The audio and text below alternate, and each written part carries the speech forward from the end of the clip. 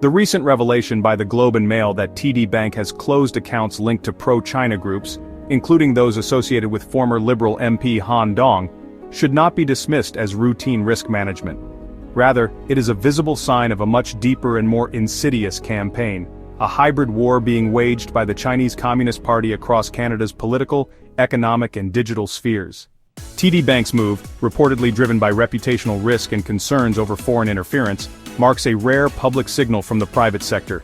Politically exposed persons, a term used in banking and intelligence circles to denote individuals vulnerable to corruption or manipulation, were reportedly among those flagged.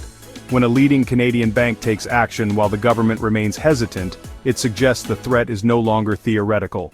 It is here.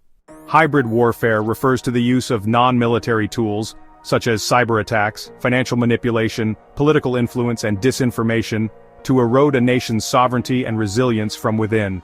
In The Mosaic Effect, How the Chinese Communist Party Started a Hybrid War in America's Backyard, co-authored with Ina Mitchell, we detailed how the CCP has developed a complex and opaque architecture of influence within Canadian institutions.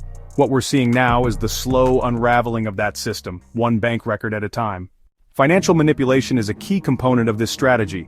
CCP-linked actors often use opaque payment systems, such as WeChat Pay, Union Pay or cryptocurrency, to move money outside traditional compliance structures.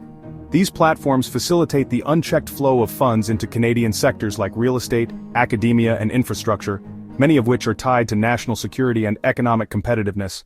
Layered into this is China's corporate social credit system. While framed as a financial scoring tool, it also functions as a mechanism of political control, compelling Chinese firms and individuals, even abroad, to align with party objectives. In this context, there is no such thing as a genuinely independent Chinese company. Complementing these structural tools is Guanxi, a Chinese system of interpersonal networks and mutual obligations. Though rooted in trust, Guanxi can be repurposed to quietly influence decision-makers, bypass oversight, and secure insider deals.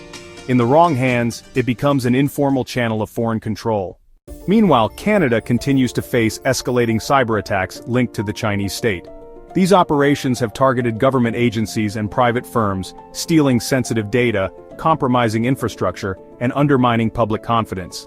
These are not isolated intrusions, they are part of a broader effort to weaken Canada's digital, economic, and democratic institutions.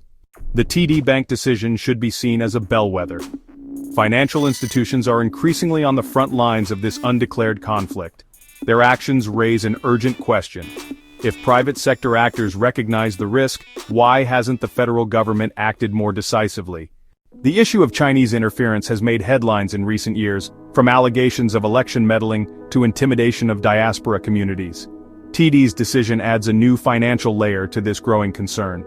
Canada cannot afford to respond with fragmented, reactive policies. What's needed is a whole-of-society response, new legislation to address foreign interference, strengthened compliance frameworks in finance and technology, and a clear-eyed recognition that hybrid warfare is already being waged on Canadian soil. The CCP's strategy is long-term, multidimensional, and calculated.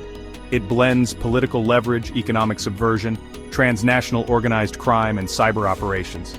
Canada must respond with equal sophistication, coordination, and resolve. The mosaic of influence isn't forming, it's already here. Recognizing the full picture is no longer optional. Canadians must demand transparency, accountability, and action before more of our institutions fall under foreign control.